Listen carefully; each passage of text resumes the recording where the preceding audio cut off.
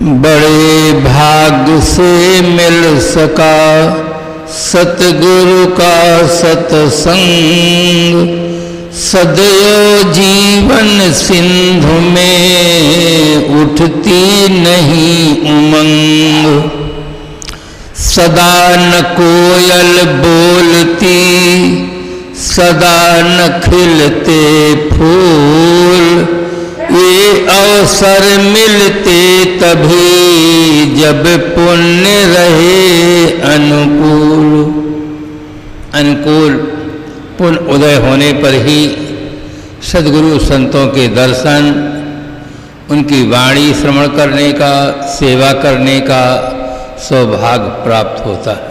संसार में असंख्य प्राणी हैं जिसकी कोई भी सरकार गणना नहीं कर सकती। गणना केवल मनुष्यों की होती है, मानवेतर प्राणियों की गणना संभव ही नहीं। संपूर्ण विश्व की आबादी 7.5 अरब है। अगर कोई सरकार गणना कर सके तो केवल दिल्ली में 7.5 अरब से ज्यादा मच्छर मिल जाएंगे।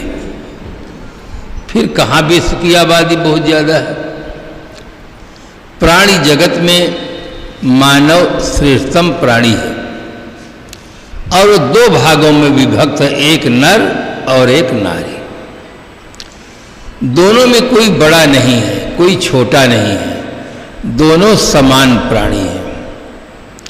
दोनों को जीवन गुजर के लिए भौतिक विकास की आवश्यकता है और अपने विकास के लिए नैतिक विकास की आवश्यकता है। जीवन में दोनों विकास चाहिए, भौतिक विकास और नैतिक विकास। कोई भी पक्षी एक पंख से नहीं उड़ सकता है। उड़ने वाले पक्षी के पास 2 पंख का होना आवश्यक है। इसी प्रकार से कोई भी राष्ट्र किसी एक वर्ग के द्वारा सर्वांगीण विकास नहीं कर सकता। राष्ट्र में रहने वाले नर और नारी जब दोनों का समुचित विकास होता है तब राष्ट्र का सर्वांगीण विकास होता है।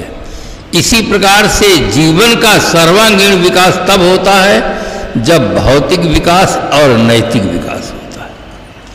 केवल गेहूं से भूख मिट सकती नहीं, गुलाब पर ही नजर टिक सकती नहीं है। दोनों की जरूरत इंसान के लिए, एक चक्का से गाड़ी चल सकती नहीं।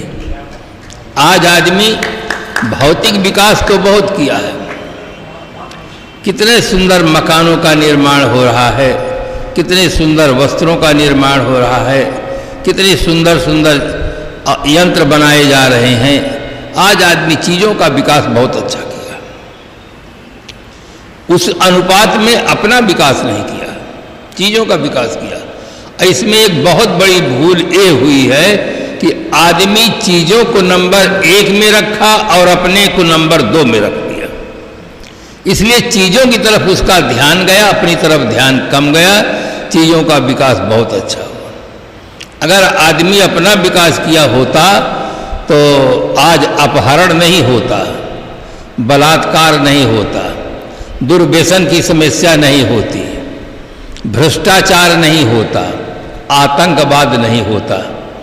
आज पूरे विश्व में मानव को मानव से खतरा है, मानव मानव से परेशान है। जहां देखो वहां भय का वातावरण बना हुआ है। चोटी वालों को दाढ़ी वालों से भय है, दाढ़ी वालों को चोटी वालों से भय है। अरब और इराक में आपस में भयभीत है, अमेरिका और रूस भयभीत है। जहां देखो वहां आज आदमी को आदमी से भय है और आदमी को खराब आदमी से भय है। अच्छे आदमी से कोई भय का प्रश्न ही नहीं होता है, खराब आदमी से भय है।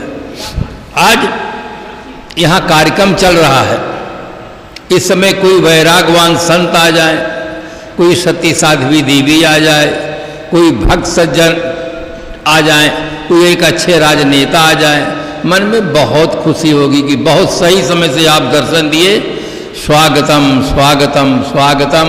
सबके मन में बड़ी प्रसन्नता होगी कि सही समय से आप दर्शन दिए।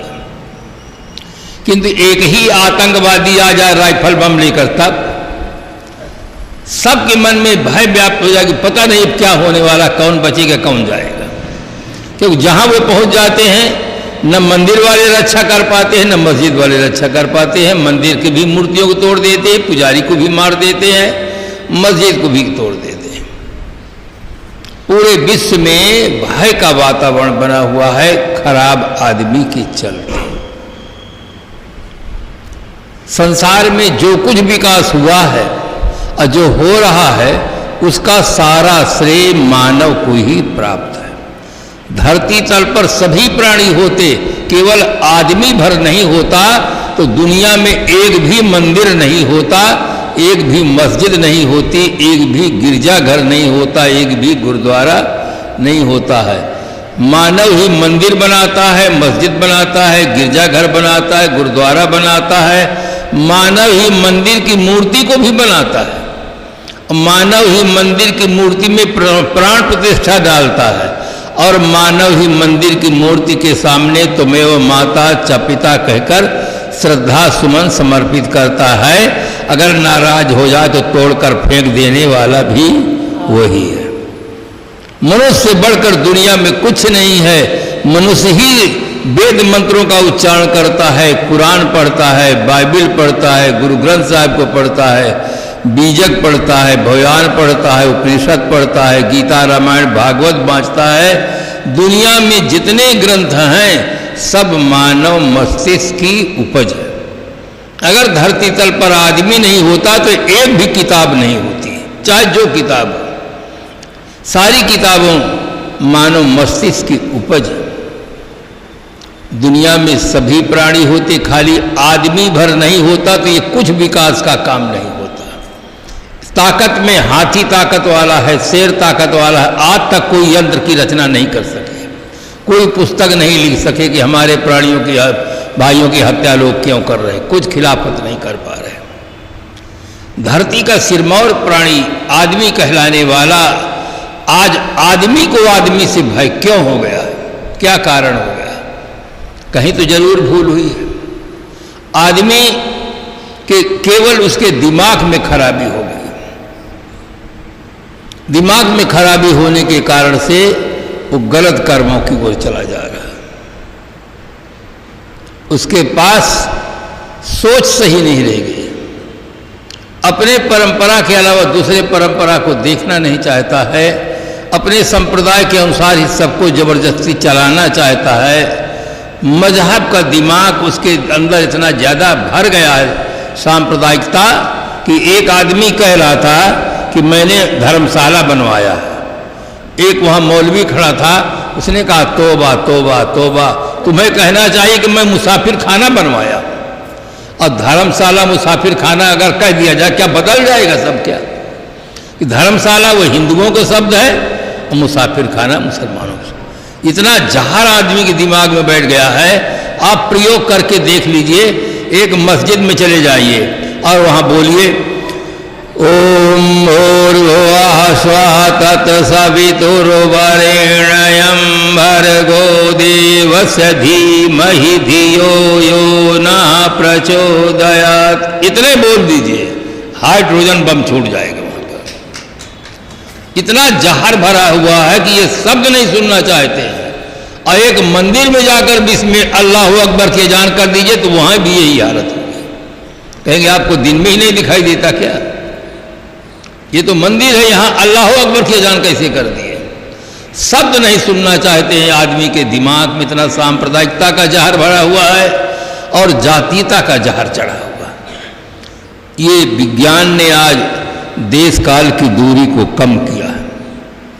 एक देश से दूसरे देश जाना चाहते हैं तो कुछ घंटों में आप जा सकते हैं, किंतु मानव के बीच की दूरी को विज्ञान कम नहीं कर पाया। मानव के बीच की दूरी बढ़ती चली जा रही है। एक आदमी दूसरे आदमी से इसलिए नहीं मिलता है तो हमारी जाति का नहीं है, हमारे संप्रदाय का नहीं, हमारी भाषा बोलने वाला नहीं है, इसलिए उसके बीच की दूरी बढ़ती चली जा रही है। संत सम्राट सदगुरु कबीर साहब का हृदय सागर की तरह विशाल था। जैसे नदियाँ सागर में जाकर मिल जाती हैं, इसी प्रकार से संत सम्राट सदगुरु कबीर साहब का हृदय विशाल है। वो कहते हैं सुनिए सबकी निबेरिए अपनी, सिंदूर का सिंधौरा झपने की झपने। कितना हृदय साहब का अच्छा है। सुनिए सबकी, सब महापुरुषों का आदर करते हैं, सब संप्रदायों का आदर करते हैं, सब ग्रंथों का आदर करते हैं। सुनिए सबकी। और आज के इस वैज्ञानिक युग में ऐसे गुरुजन हैं जो कहते हैं जैसे स्त्री पतिव्रता होती है, एक पद के होकर रहती है, इसी प्रकार से एक गुरु के होकर रहो, दूसरे गुरुओं की न वाणी सुनो, न ग्रंथ पढ़ो, न उनके पास जाओ। कितनी विचारों में संकीर्णता है। उन्हें भय है कि अगर हम दूसरे गुरुजनों के पास जाएंगे तो जो हमारा अंधविश्वास है ये खत्म हो जाएगा, हमारी रोजी रोटी साफ हो जाएगी, इसलिए मना करते हैं। आज उच्च विचारों की बहुत बड़ी आवश्यकता है और हर आदमी को एक अच्छा आदमी बनने का प्रयास करना चाहिए। शिक्षा के क्षेत्र में भी बहुत बड़ी दुर्बलता है। मास्टर बनने के लिए कोर्स है, डॉक्टर बनने के लिए कोर्स है, इंजीनियर बनने के लिए कोर्स है, वकील बनने के लिए कोर्स है, किंतु अच्छा आदमी बनने के लिए कोई कोर्स नहीं। फिर कैसे आप सोचते हैं कि ये पढ़ करके एक अच्छे आदमी बनेंगे? शिक्षा के क्षेत्र में अगर परिवर्तन हो तो बहुत बड़ा परिवर्तन हो सकता है। जिस राष्ट्र की जितनी अच्छी शिक्षा होती है उस राष्ट्र के उतने अच्छे नागरिक होते हैं। शिक्षा पर निर्भर करता है। शिक्षा में परिवर्तन चाहिए। शिक्षा में आज दो तत्वों की बहुत बड़ी कमी है। एक तो पहले यही नहीं पढ़ाया जाता कि पढ़ने वाला कौन है, ये पढ़ाया ही नहीं जाता। मेरा कार्यक्रम था एक स्थान पर, सामने एक सज्जन बैठे थे, मैंने पूछा आप कौन हैं? उन्होंने कहा कि मैं मास्टर हूँ। मैंने कहा पढ़ने के बाद आप मास्टर हुए हैं, पढ़ने के पहले आप थे कि नहीं? कहे था। मैंने कहा वही बताइए, असली बात बताइए। मास्टर तो आपका पद है, पढ़ने के बाद आप मास्टर बने हैं, पढ़ने के पहले थे? कहे था। मैंने कहा वही बताइए। तो कहे मैं नाम बता दूं? मैंने कहा मैं नाम तो पूछता ही नहीं हूं। अच्छा ये बताइए नाम पहले हैं कि आप पहले हैं? कहे मैं पहले हूं। मैंने कहा वही बताइए ना, असली बात बताइए, अपना परिचय दीजिए, नाम तो हम आपका पूछते ही नहीं। थोड़ी देर बाद कहे मैं ब्राह्मण हूं।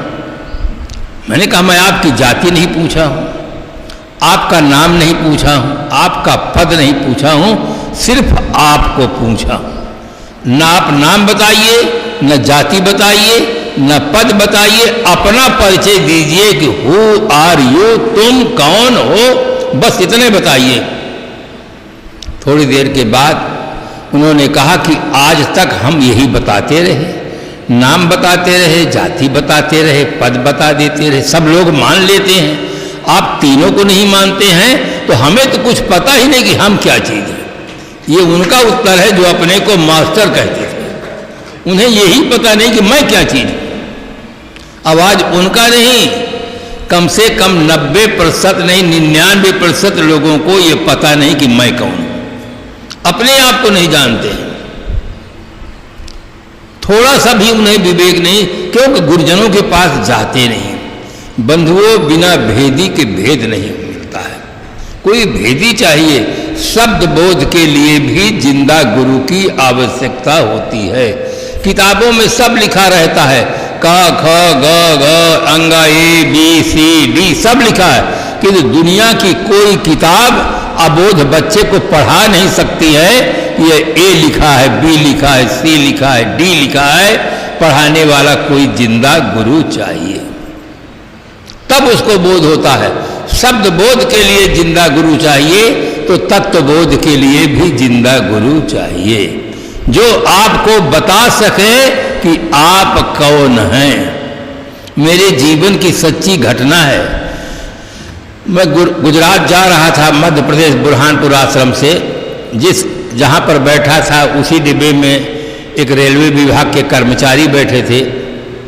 मैंने उनसे सहज भाव से पूछा कि धर्म के संबंध में आप क्या जानते हैं? उन्होंने कहा महाराज मैं रेलवे विभाग में हूँ, मैं गुरुवार के दिन मंदिर में जाकर भगवान की पूजा करता हूँ, बस इतना ही जानता हूँ। बहुत सही ढंग से बताए। अब गुरुवार के दिन का नाम लिए, इसलिए मैं सहज भाव से पूछ लिया कि आप जीवन में गुरु किए हैं कि नहीं। गुरुवार न कहते तो शायद नहीं पूछता, गुरुवार का नाम लिए कि गुरुवार के दिन पूजा करता हूं, इसलिए मैंने पूछा सहज भाव में जीवन में गुरु किए कि नहीं। कहा गुरु की क्या आवश्यकता है, ये उनका उत्तर है। उन्होंने कहा गुरु की क्या आवश्यकता है। मैंने उनसे फिर सहज भाव से पूछा कि आप शादी किए हैं कि नहीं। कहे किया हूं, इशारा किए कि वो पत्नी बैठी है। मैंने कहा ठीक है, तो गुरु की आवश्यकता नहीं हुई, शादी की आवश्यकता हुई, आप ये बताइए आप हैं कौन। अब उनकी आंखें लाल हो गई, एकदम गर्म हो गए। कहा आपको दिखता नहीं है क्या। मैंने कहा दिखता है तभी तो मैं आपसे पूछता हूं आप कौन है। कहा मैं आदमी हूं। मैंने कहा आदमी की हमें परिभाषा बता दीजिए, आदमी किसे कहते हैं। अब एकदम चुप हो गए, नहीं बता पाए। मैंने कहा अगर एक गुरु किए होते तो कम से कम आपको ये पता तो चलता कि मैं क्या हूं, आदमी की परिभाषा तो आपको मालूम होती। गुरु किए होते तो इतना तो कम से कम काम चलता। कहा आजकल सच्चे गुरु कहाँ मिलते हैं, ढोंगी पाखंडी गुरु मिलते हैं, अपना उल्लू सीधा करते हैं। मैंने कहा ये आज की बात तो छोड़ो, सच्चे गुरु की बात छोड़ो, आज तो सच्चा दूध भी नहीं मिलता। सिए राम में सब जग जानी, अब बेचे ही दूध मिलावे पानी। आज तो सच्चा दूध भी नहीं मिलता, सच्चा घी भी नहीं मिलता। अरे घी जाने से सच्चा मसाला भी नहीं मिलता।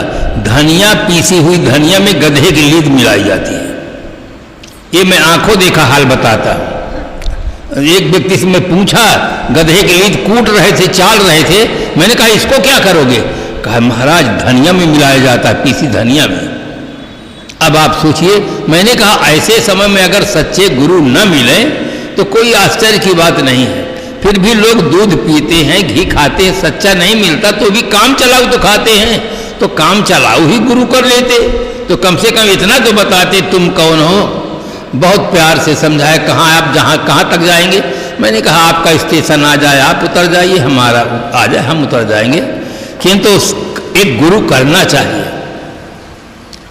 हर आदमी को तत्वबोध के लिए जीवन में गुरु की आवश्यकता है, और गुरु होना चाहिए विवेकी, पारखी, और उन गुरु के अंदर दो चीज होना चाहिए, एक तो तत्वबोध हो, दूसरा पवित्र आचरण।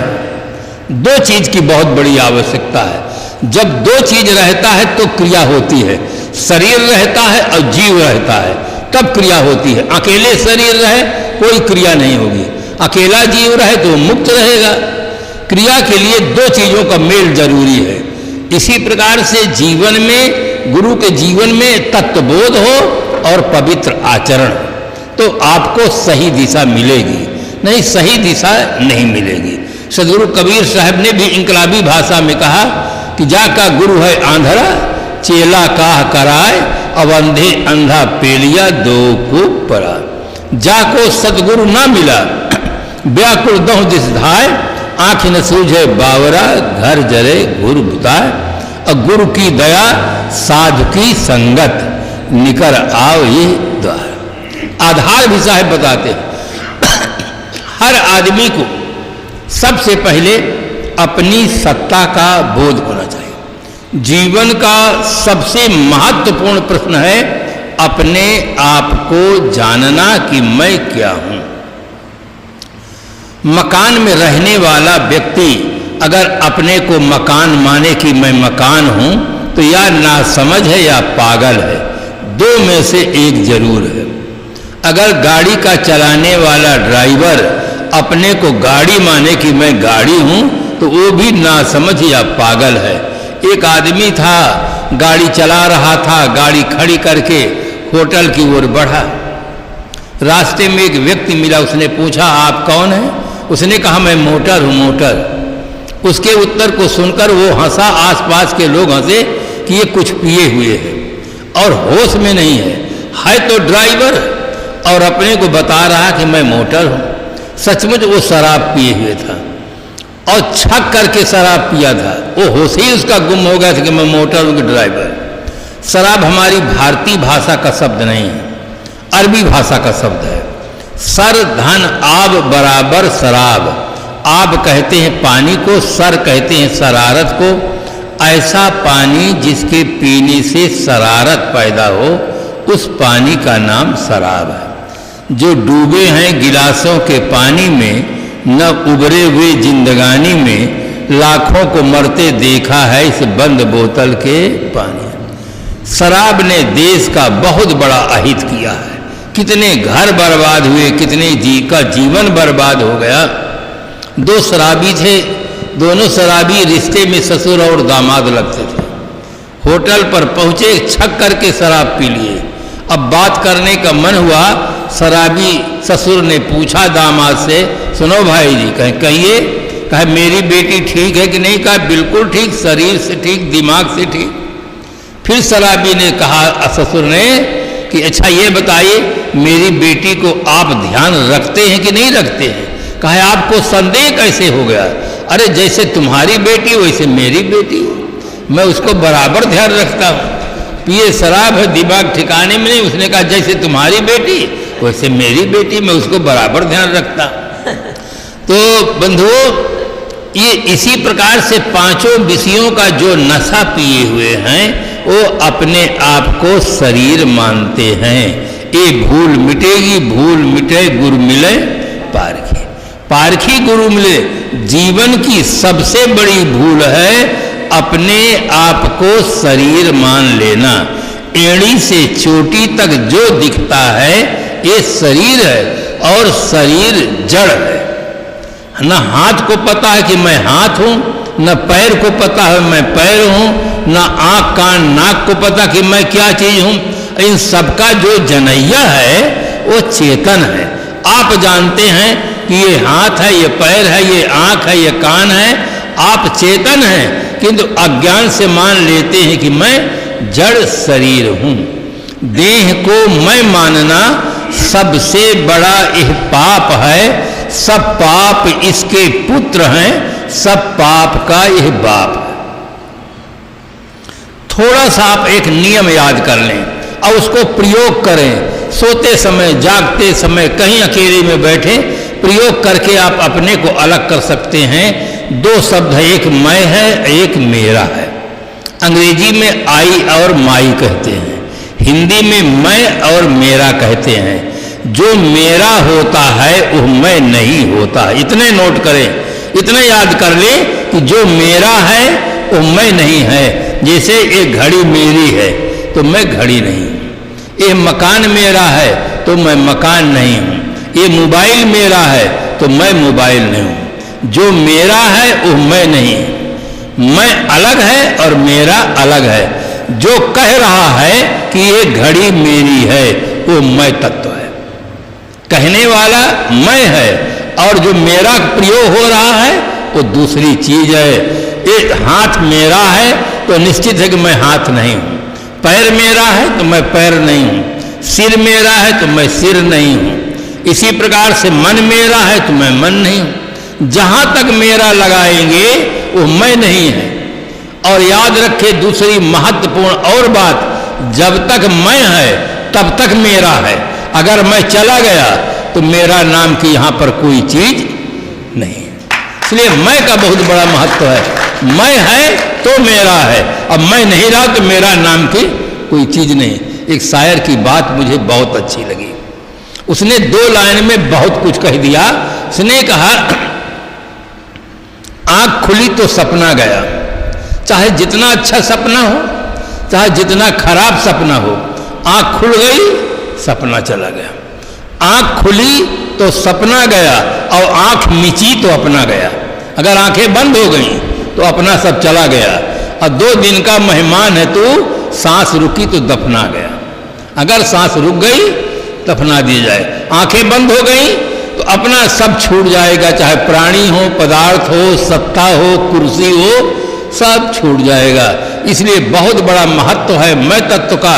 उस मैं तत्व का बोध होना चाहिए। इसके लिए सदगुरु कबीर साहब का भजन बहुत प्रसिद्ध है। आत्म ज्ञान बिना नर भटके, कोई मथुरा कोई काशी, पानी में मीन पियासी, मैं सुन सुन आवे हंसी। आत्म तत्व का बोध होना चाहिए। प्रत्येक व्यक्ति को होना चाहिए, चाहे माताएं हों, भाई हों, सबको मैं सत्ता का बोध होना चाहिए। जब तक मैं है तब तक देखना, सुनना, खाना, पीना, हंसना, बोलना, चालना सब हो रहा है। मैं गया, सब बंद हो गया। घड़ी भी हमारी बिल्कुल राइट टाइम 1:30 बजा दिया, घंटी भी राइट बज रही है। हाँ, इसलिए अपनी वाणी को विराम देते हैं, फिर कार्यक्रम होगा, इससे फिर संबंधित चीजों पर चर्चा होगी। बोलो सद्गुरु देव की जय।